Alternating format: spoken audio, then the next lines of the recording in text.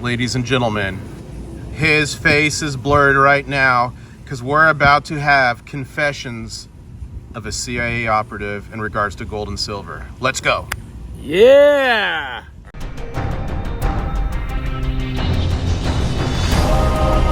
One stacker on a journey to find silver. International Stacker. Hey, ladies and gentlemen, International Stacker back here again, and I'm really not with a CIA operative. Sorry, I had to. This is even better. I had this to. is even better. I had to clickbait some of you in here, but some people call him the CIA operative of the gold and silver world. I am here with the one and only Pirate Stacker. What is Arg, what's up, everybody? Good to see you, Pirate Stackers, in the house. And we are here in the beautiful state of Florida, huh? Yes, sunny Florida. Almost sunny. I mean, last week, though, it was like 30 degrees. It's post-apocalyptic. For all of you that don't realize it, I do wear a tank top all the time, but it is the middle of winter, and we're in Florida with 80-degree weather. Yeah, I mean, but lizards were falling out of trees just a week ago, right? Yes, we did have a cold snap. It was a little further south. It was negative 37 in Illinois, so I don't know. So anyways, you have a channel. Yeah. A lot of people know about you, but I'm sure a lot of people watching don't. So what is your channel about? What do you do? Pirate Stacker. This is my adventure navigating the coin world. Stacking, coins, investment, all of that stuff that I do, you get to see me do it. I give blood for gold, for goodness sakes. Plasma, but same thing. But yeah, all the adventures. We visit coin shows, coin shops, meet cool people like this. Yeah, so that's it. You follow the journey. It's an adventure, not just a stack. Now, one thing I like about your channel, which, folks, is similar to our channel here, is that you film everything, even the mistakes. And, I hope that a lot of people even watching my videos have learned from my mistakes so they can avoid them. But, you're unedited. You're raw. You even show your face. For me, the journey is the entertainment, right? I've found people would rather see you fail than edit another win to throw out to the masses. So keeping it real, giving you every bit of what I'm going through, that's how we do it. So I don't edit my videos. I stack videos on top of each other and I submit them out. What got you into gold and silver? And are you heavier silver or gold?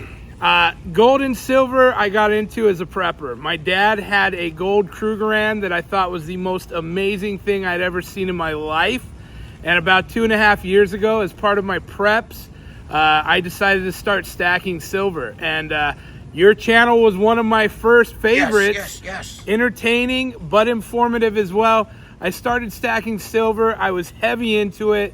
And then when things got real rough about a year ago, I saw the value of gold for being able to just up and bug out and go. Highly portable. I can just grab a pocket full and I'm on the move. So at this point in time, I've dipped into numismatics, which I never thought I would do, and I'm stacking slabs, crazy enough. But I'm about 50-50. Numismatics, 50%, 50%. Silver and gold, and I'm gold heavy at the moment. So you're liking gold right now more? Gold's my list. This year, silver will take a back burner. I mean, being a pirate, that is not shocking. Now, question for you. How did you... So I guess your first, the first thing that got you to see this world was obviously as a kid seeing your dad's gold Krugerrand. Yeah. But what reignited that in your life to where you went on YouTube and you're like, let me look up a coin like YouTube? Like, what did you type in YouTube? So this is actually, I owe all of this to my son. So my son is in the Navy. When he got out of boot camp, his first purchase, and now let me back it up a little bit. My kid was always into coins. He just found an affinity towards him. I'd take him to the coin shop. We'd buy him a silver round. I wasn't into it, but my kid loved it from an early age. He had a grandpa, huge collector. He got him even more into coins. So my kid graduates from boot camp. He's in the Navy. His very first big purchase was a 1 ounce gold buffalo. That was like the king coin, right? What was gold back then, you think? 1200 or something? He bought it, I believe it was like 1265. So this was like 7 years ago. Okay. And so he bought that 1 ounce and I was in awe. I was like, that's amazing. And then he continued to buy silver and other gold pieces on his journey. And at that point in time, I was in a position in my life where I had some good success. I had some extra money. I was prepped pretty heavily. And I was like, the next step is I need to get more silver. I need silver was my initial thought. And so I picked up some coins, and then I was like, should I buy constitutional silver or should I get rounds? And that's when I started to Google silver, just silver coins.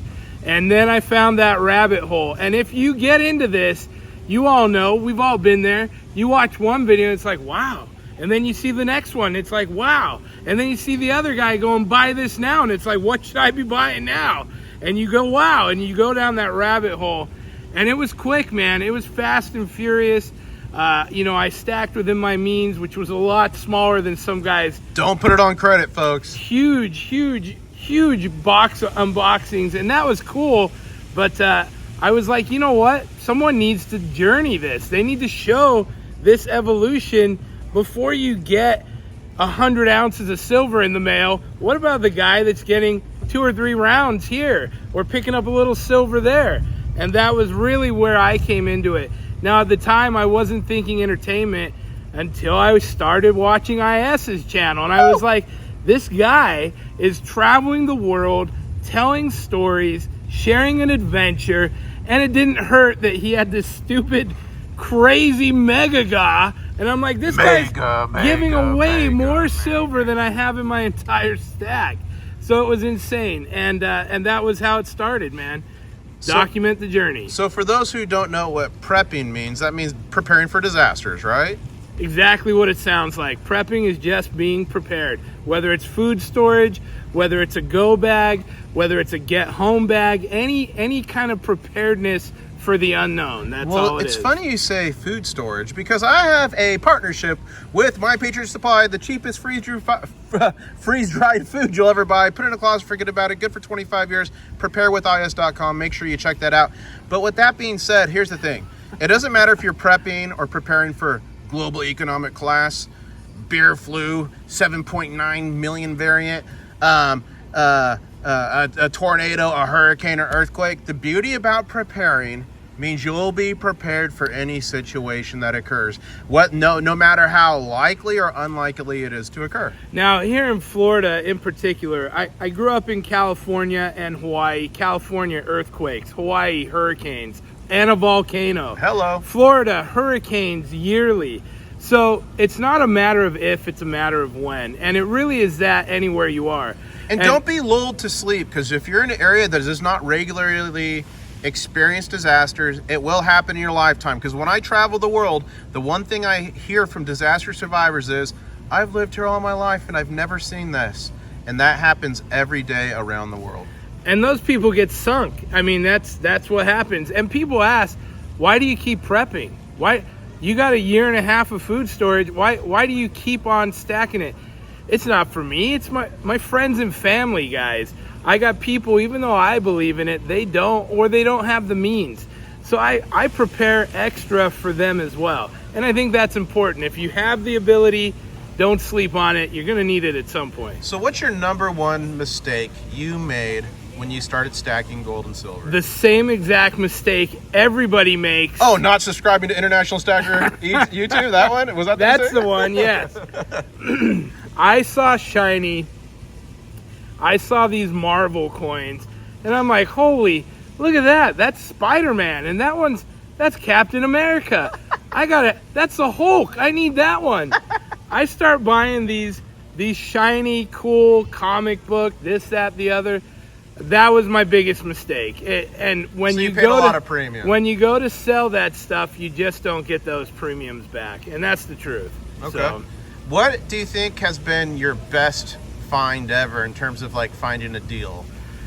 Best value, and they are out there, but we're quickly learning there are no deals, only suckers, and that is very true to an extent. But what I will say is, when I can come across constitutional silver, and as we know nowadays, you're talking 22 times face. And for those who don't know, constitutional is also called 90% silver. It's also called junk silver, right? Yeah, same, one in the same. But Back in the day, I was getting that stuff at 15 and 16 I know. times face, Do you realize I used to not buy it if it was over 15 times face? I thought that was a ripoff. which is crazy, Doesn't that right? make you sick? Why didn't we back the And traffic? now we look back on those 15 and 16 times face days. I would buy anybody out if they had it at that price. So crazy. So that was by far the best value and the best increase in value of anything that I've bought in the last 2.5 years. Now, have you ever been able to buy anything under spot? Have you ever done that yet? Yeah. So it typically was constitutional silver under spot, but I have had a couple of opportunities where I've managed to buy poured silver, where there were little trinkets and bits. They were still marked and stamped, which made them valuable in my mind, but I was able to pick up poured silver like 2 years ago for under spot, and so I was putting it in a treasure chest. Dude, that is epic. That, and for those who don't know, poured silver usually carries a much higher premium. So at or Art. below spot, I'll buy all the poured silver I can find. Yeah. Did you end up, was that you who found one of my crab rounds in a store? Someone found it in Florida, I think. I don't remember. That who. wasn't me, but the crustacean nation is powerful for sure, and that was such a good market. And I have One-Eyed Willie, my little mascot. He makes the rounds in my videos as well. What I did want to say though was Why do I sound like I'm going to get pregnant if I meet One-Eyed Willie? it could happen. It could happen. One of the craziest things that people don't realize that I made the best money off of was copper. So I was early on, I didn't have the money for silver and gold. I was wanting to make content, and I started looking at copper rounds, which at the time were selling for $1 an ounce or less. I was finding seconds for 50 cents a round. I think I remember that. And yeah. so I was like, this is undervalued. And I saw people paying more money in different places. I bought a ton of copper, tons of copper. And I flipped that copper, a lot of that, for 3 and 4 times what I purchased it for. Awesome. Since then, I've liquidated my copper, trying to streamline my stack, and I've turned that into silver and gold, Did which you see I have that no copper bar regrets. that I think, was it Silver Scorpion that sent me that? Who was it? Somebody sent, 2 guys sent me a freaking big old bars of copper. When you get big like this guy and people send you the loot, then you forget about that stuff. But if anyone wants to send me a giant copper bar, I will never forget your name. I promise you that. Yeah. Oh, you remember Predator Casting? I don't know what happened to him. He did some stuff. Oh man, there's been ton of people have gone by the way, without a doubt.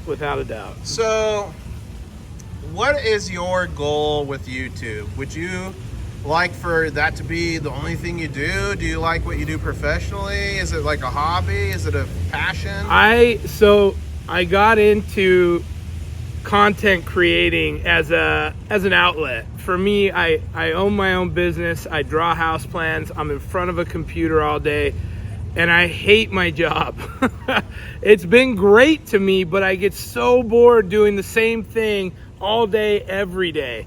And so for me, creating content and making these little adventures to go on, that's very much a release and entertainment for me as well as for you.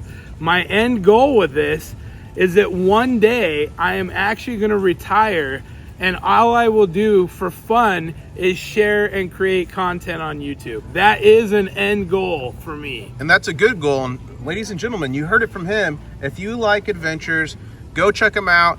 He's like on the cusp of 3,000 subs. Let's push him over the edge and Yes. help him on that dream. 3,000, let's go. But let me give you a word of warning. Never depend solely on YouTube, because you never know when those censorship monsters are going to be like, oh, we don't like what this person's saying. Beep. Yeah. Blocked. You know what I mean? True, and I have a presence on Instagram, Facebook as well. YouTube, of course, is where all my content It's all pirate goes. stacking on all those. It's all Pirate Stacker. Look me up, Pirate Stacker. I'm pirate around. stacker. Yep, Stacker. I'm around. You'll see me. And you've got a great intro.